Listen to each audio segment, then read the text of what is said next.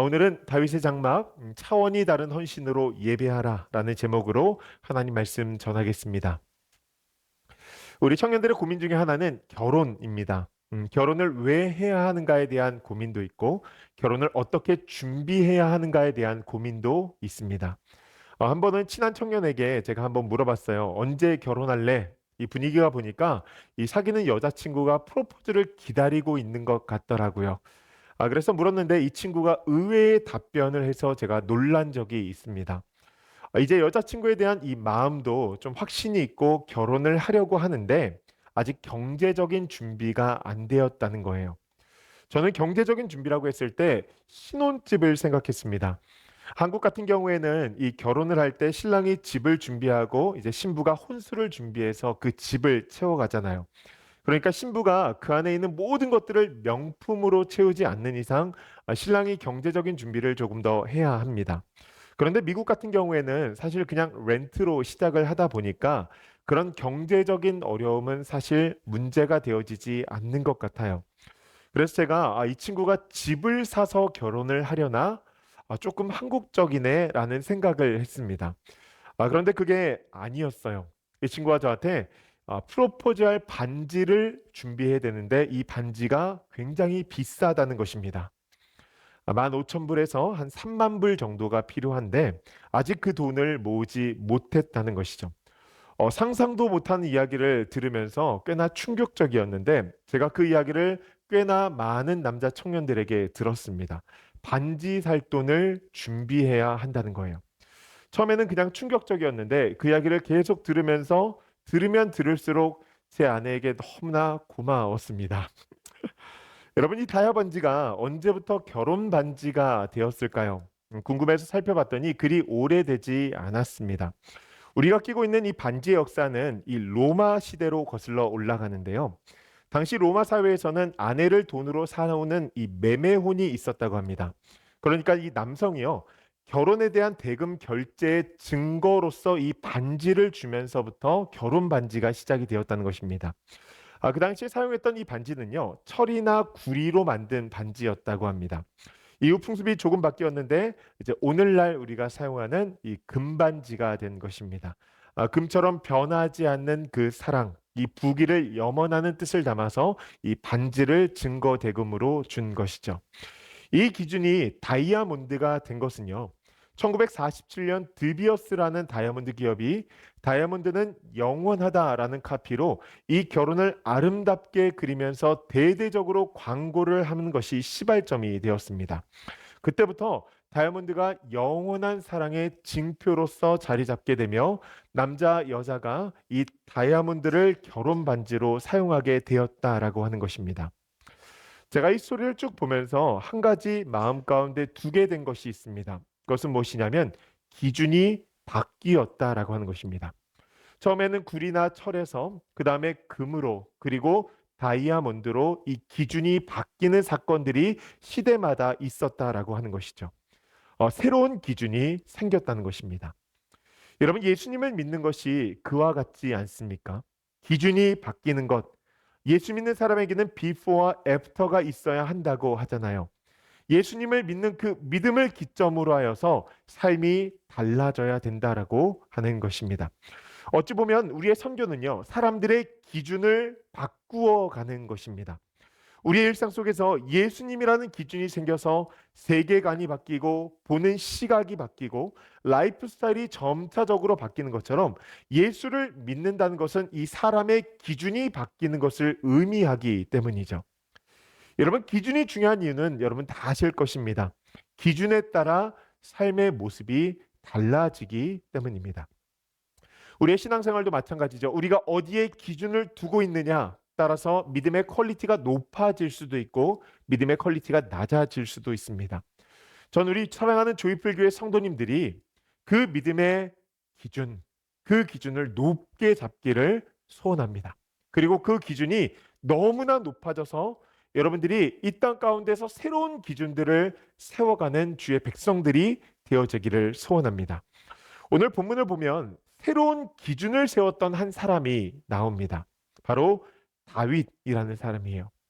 제가 예전에 이 세상의 기쁨을 전하는 교회라는 제목으로 말씀을 전하면서 이 성전의 변화, 이 성전의 변천사에 대해서 여러분들과 나눈 적이 있습니다. 여러분들 기억하세요? 여러분들의 표정을 보니까 언제? 약간 이런 표정이신데 여러분들에게 망각의 은혜를 주신 그 하나님을 찬양합니다.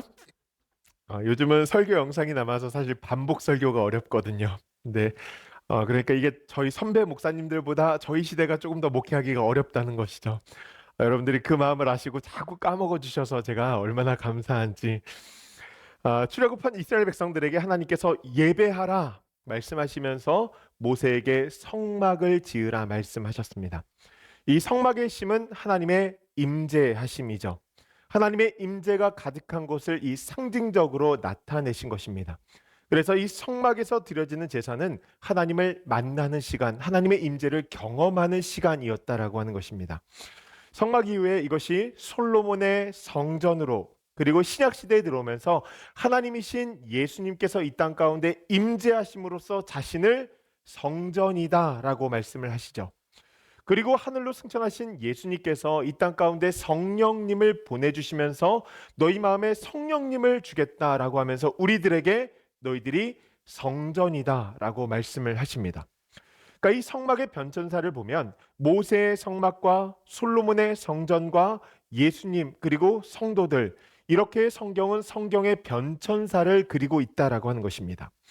그럼 우리가 이 예배 회복을 이야기할 때 그 기준은 가장 처음에 있었던 모세의 성막, 가장 첫 성막이 완성되어지고 모세가 드렸던 예배를 우리가 이야기해야 될 것 같습니다. 그런데 성경은요, 그 기준을 오늘 본문의 말씀을 보니까 이렇게 이야기합니다. 사도행전 15장 16절 말씀인데요. 이후에 내가 돌아와서 다윗의 무너진 장막을 다시 지으며 또 그 허물어진 것을 다시 지어 일으키리니. 아멘. 첫 성막에서 드렸던 이 모세의 예배가 아니고 화려하게 지어졌던 이 솔로몬의 예배도 아니고 다윗의 예배라고 하나님께서 말씀하시는 것입니다. 다윗의 장막을 다시 지으라. 다윗이 드렸던 그 예배가 우리의 기준이 되어야 된다라고 말씀하시는 것이죠. 다윗의 장막은요, 다윗이 왕으로 세워진 이후에 하나님의 궤를 모시기 위해서 이 예루살렘에다가 임시로 쳤던 텐트를 의미합니다. 모세의 성막이나 또한 이후에 솔로몬의 성전에 비하면 굉장히 보잘것없는 초라한 텐트였습니다.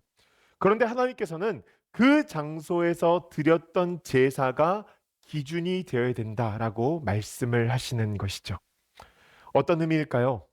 하나님께서 중심을 보시는데 다윗이 드렸던 그 예배의 중심, 그 마음이 기준이 되어야 한다라고 하는 것입니다. 다윗처럼 영과 진리로 기쁨으로 예배하는 예배자를 찾고 계신다고 우리에게 말씀하시는 것이죠.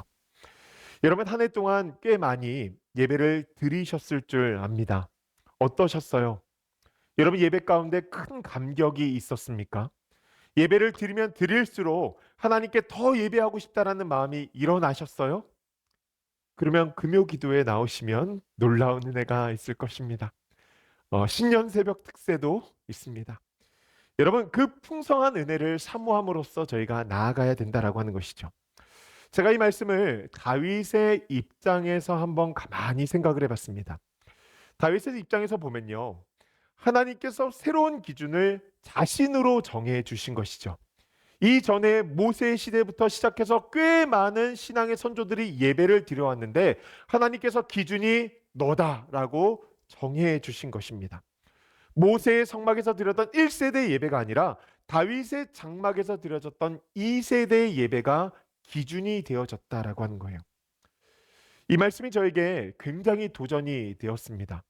다윗처럼 새로운 기준을 세우는 예배, 새로운 기준을 세우는 성도, 새로운 기준을 세우는 사역과 새로운 기준을 세우는 교회가 되었으면 좋겠다.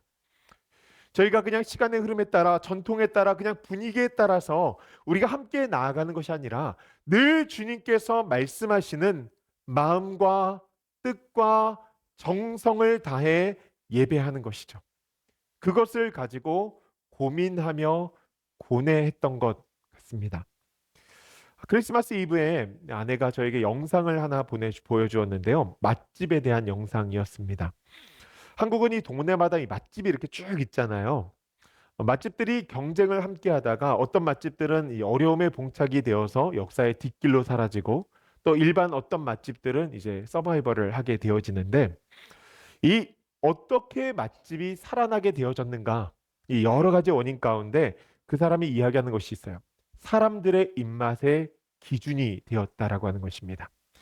살아남은 이 맛집은요, 사람들의 입맛의 기준이 되어졌다는 거예요. 그러니까 기존에 있던 기준을 바꾸었다라고 하는 것이죠. 새로운 기준이 만들어졌다는 거예요. 제가 이 영상을 보면서 교회를 향한 두 가지의 기도 제목을 가지게 되었습니다.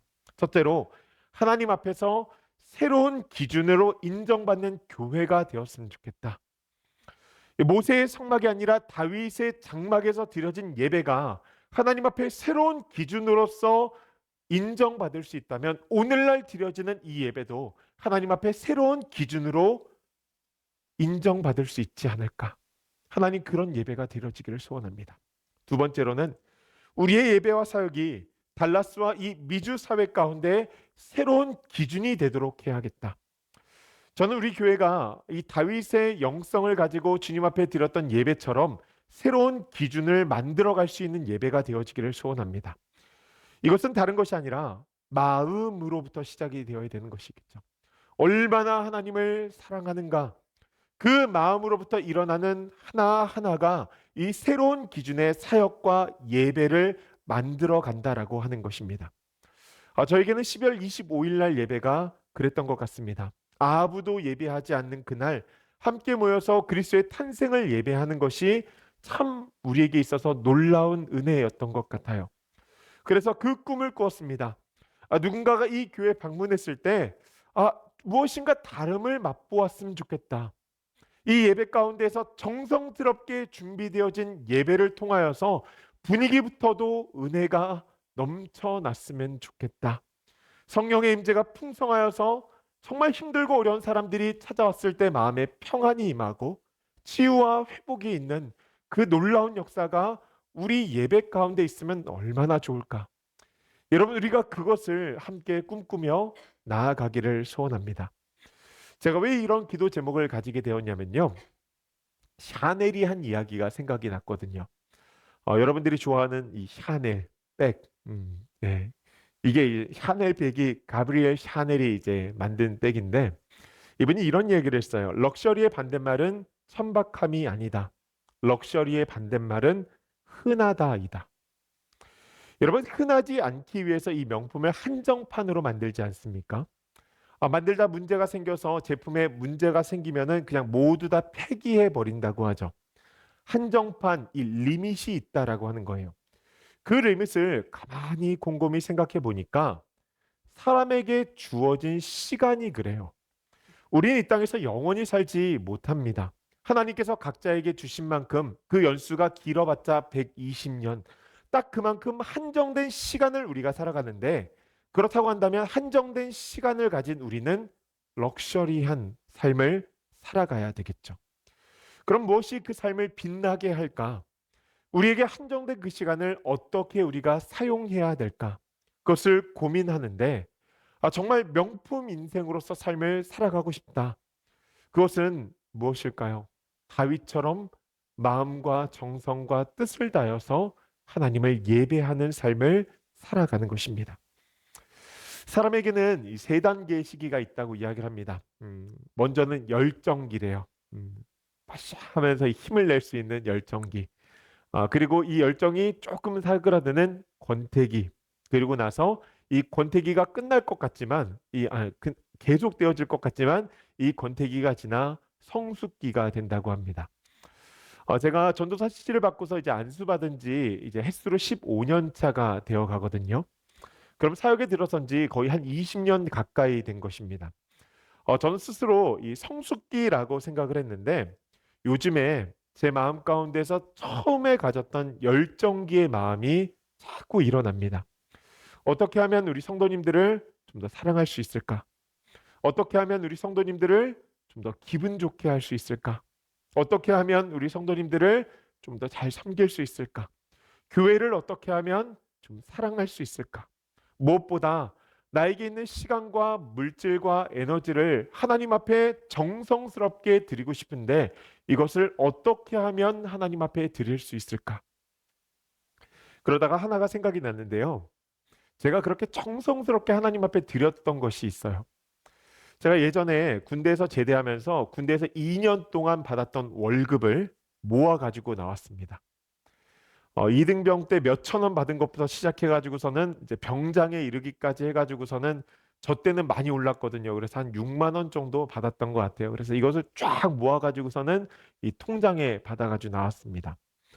얼마 안 되지만 가장 좋은 시기 강원도 산골에서 정신통일하고 삽질했던 제 2년의 시간. 이것이 제 삶으로 이 통장에 딱 들어와 있는데 정말 가치 있는 곳에 쓰고 싶다라는 마음이 제 마음 가운데 있었어요. 그래서 기도하면서 하나님 무엇이 좋을까요?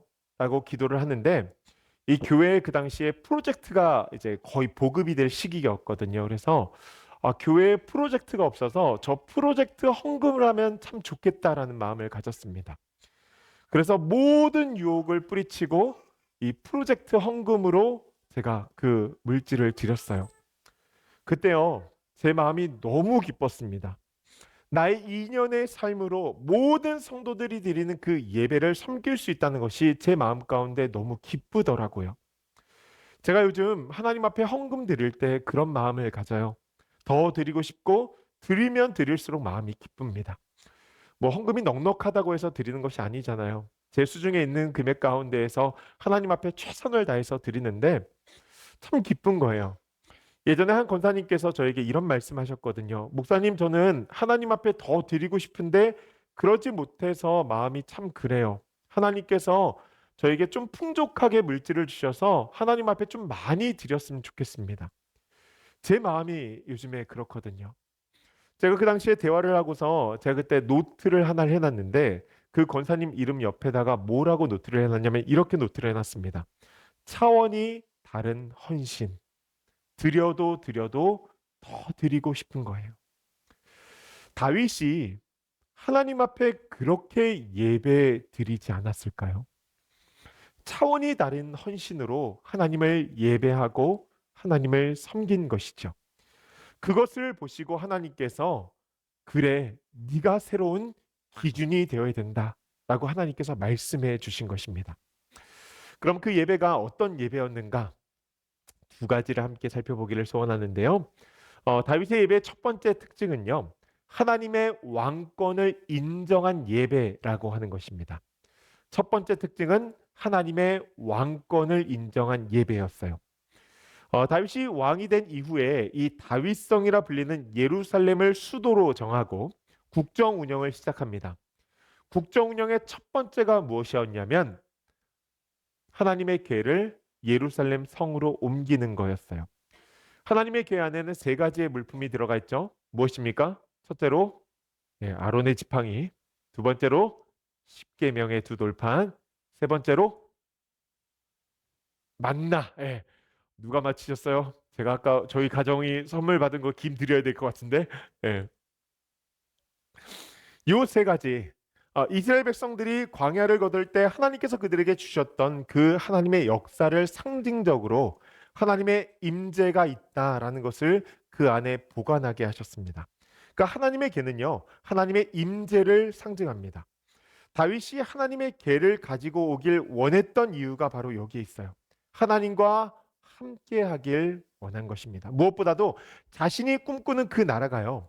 내가 그냥 왕으로 있는 나라가 아니라 하나님께서 왕으로 좌정하셔서 통치하시는 나라. 정의와 공의가 물같이 흐르는 나라. 그 임재로 모든 백성들이 기뻐하는 나라. 은혜가 풍성한 나라가 되기를 소원했다라고 하는 것이죠. 그 마음이 자신의 아내인 미갈과 대화하면서 그것을 이야기하는데 사무엘하 6장 21절과 22절의 말씀을 보면 이렇게 기록이 되어져 있습니다. 우리 한번 같이 읽어볼까요? 함께 읽습니다.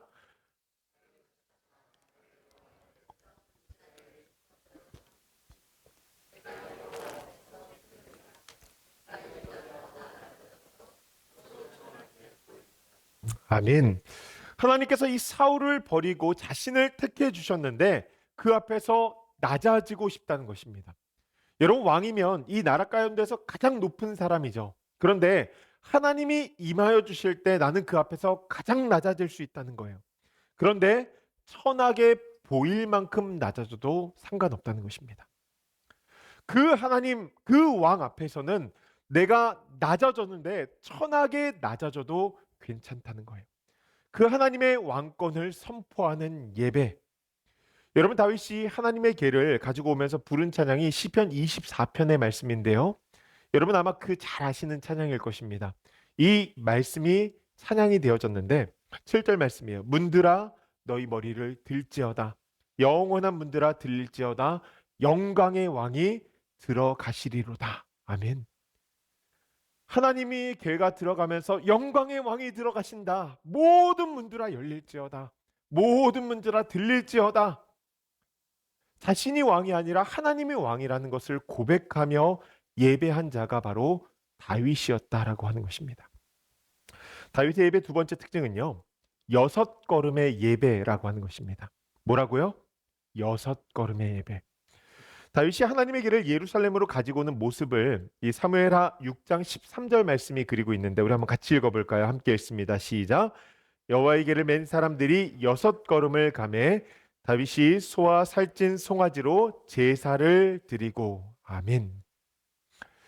여러분 상상이 가세요?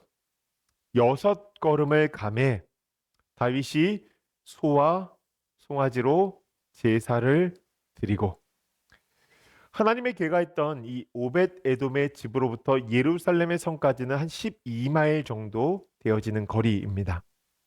그것을 가지고 오는데 하나, 둘, 셋, 넷, 다섯, 여섯 걸음을 가서 거기서 숫소 7마리와 송아지를 잡고서 제사를 올려 드리는 거예요. 그 제사가 끝나면 다시 하나, 둘, 셋, 넷, 다섯, 여섯 걸음을 가서 제사를 올려 드리는 것입니다. 여러분 그것을 가져오는데 여섯 걸음의 제사를 드리면서 다윗성으로 향했다라고 하는 것은요, 몇 달이 걸렸을까요? 아마 꽤나 오래 걸렸을 것입니다. 1년 이상 걸렸을지도 모르겠죠. 중요한 것은 다윗이 그 자리에서 직접 모든 국정 운영을 내려놓고 여섯 걸음의 제사를 드리며 하나님의 계와 함께 예루살렘 성으로 이동했다라고 하는 것입니다. 여러분 다윗의 헌신은요, 차원이 다른 헌신이었습니다. 여섯 걸음의 제사로 주님을 예배했다는 거예요. 저는 제 섬김이 차원이 다른 섬김이 되어지기를 소원합니다. 하나님을 사랑하고 예수님의 몸인 교회를 사랑하는 마음으로 우리 모두가 헌신하는데 할 수 있다면 정말 최선의 헌신을 하나님 앞에 올려드리기를 소원해요. 이 땅에 한정된 시간을 가진 럭셔리한 존재, 그 존재가 하나님 앞에 창조물로서 예배하며 나아갈 때 하나님께서 얼마나 큰 영광 받으시겠어요. 한 발 세상에 걸치고 한 발 교회에 걸치고서 그냥 아둥바둥 하면서 살아가는 인생이 아니라 비록 땅은 우리의 몸은 이 땅에 있지만 정말 하늘에 사는 것처럼 하나님을 찬양하며 찬송하며 나아가는 그 예배, 여러분 그 헌신으로 우리가 예배를 드려야 한다라고 하는 것입니다. 저는 그럼 하나님 앞에 나아갔을 때 그런 할 말이 있을 것 같아요. 너 거기서 뭐 하다 왔니? 하나님께서 물으시면 하나님 제 마음의 중심 못 보셨어요? 저 여섯 걸음 걸으면서 하나님 앞에 다른 이들과는 차원이 다른 다른 예배를 주님 앞에 올려드리기 위해서 간절한 마음으로 나아갔는데 하나님 그거 아시죠? 제가 우리 교회 안에 보니까요, 정말 그런 분들이 많은 것 같아요. 오늘도 뭐 떡국 먹자 그러니까 저는 그냥 떡국만 먹는다고 생각했는데 예배 끝나고 나서 막 만두 다 비벼 놓고 만두 쪄가지고서는 같이 이렇게 먹을 줄 누가 알았겠어요. 저는 그렇게 주님을 갈망하는 마음으로 함께 예배로 나아가기를 소원합니다. 그래서 예배 순서를 조정하면서 찬양 시간을 예배 시간보다 15분 정도 앞당겼습니다. 예배는 11시 정각에 시작됩니다. 그런데 찬양은 10시 45분에 시작돼요. 이것을 섬김위원들하고 논의했을 때 섬김위원 중에 한 분이 이런 논의를 이제 질문을 하셨어요. 그럼 준비 찬양이 되는 게 아니냐? 준비 찬양이면 어떻고 예배 전 찬양이면 어때요? 여러분 우리 모두가 차원이 다른 헌신으로 나와서 하나님을 예배할 것인데 그 15분 앞에 기대하는 마음으로 나와서 예배한다라고 한다면 여러분 사실 준비 찬양이고 예배 전 찬양이고 그것은 전혀 상관이 없는 것이죠. 제가 왜 이 생각을 했냐면요. 오벳 에돔의 집에서 하나님의 개가 출발했을 때 이 퍼레이드가 시작되면서부터 다윗의 성 가운데서도 이미 축제가 시작되었거든요. 왜냐하면 하나님의 개가 이제 퍼레이드가 시작되어서 우리에게 오고 있다라고 했을 때 이쪽에서도 이미 예배가 시작되어졌다라고 하는 것입니다. 그러니까 다윗은 6걸음의 예배를 드리면서 하나님 성으로 나아가고 있고 이미 성은 잔치 가운데 있었던 거예요. 그것을 가만히 그려보니까 우리 교회의 정신이 좀 있었으면 좋겠다. 그 퍼레이드를 시작하면서 바깥에서 이미 6걸음의 제사가 시작되었고 성 안에서는 함께 예배를 부르는 찬양이 시작되었다. 여러분 주일 오전에 일어나셔서 6걸음의 제사를 드리는 마음으로 교회에 오십시오. 걸어오시면 안 돼요. 차 타고 오셔야 됩니다. 그러면 교회에서는 이 찬양팀이요. 찬양으로 하나님을 경배하며 나아가는 것이죠. 그렇게 자연스럽게 예배가 연속성을 가지면서 나아가는 거예요. 이미 6걸음의 예배가 시작된 사람들은요. 준비 찬양이 아니죠. 하나님 앞에 이미 하나님을 찬양하며 경외하며 하나님 앞에 나아가는 것입니다. 여러분 이것을 통해서 우리가 습관적으로 타상에 젖어서 예배를 드리고 있었다면 좀 거기서 벗어나는 역사가 일어나기를 소원합니다. 영적으로 야성으로 살아있는 그 예배, 가난하고 깨어진 심령으로 하나님 앞에 드리는 예배, 전심이 아닌 특심으로 하나님 앞에 드리는 예배. 여러분 우리가 그렇게 예배를 주님 앞에 올려드리기를 소원해요. 그것이 바로 6걸음 제사의 정신이었다라고 하는 것입니다. 그렇게 하나님의 왕권을 인정하고 6걸음의 차원이 다른 헌신으로 제사를 드릴 때 하나님께서 주시는 은혜가 있어요. 그 은혜가 무엇입니까? 여러분 다윗의 장막이요. 이 모세의 장막과 다른 것이 있습니다. 무엇이냐면 모세의 장막에는 성소와 지성소를 나누는 휘장이 있었어요. 그런데 다윗의 장막에는요. 이 휘장이 없습니다. 이전에는 지성소에는 대속제일의 대제사장 한 사람만 들어가서 하나님의 궤에서 빛나는 그 쉐키나의 그 하나님의 임재를 바라보고 나와서 사람들에게 그것을 알려주었어요. 그런데 이제는 성소를 찾는 모든 자들이 나와서 하나님의 임재하심을 맛볼 수 있게 되었다라고 하는 것입니다. 그것을 위해서 다윗이 예배 조직을 만드는데요.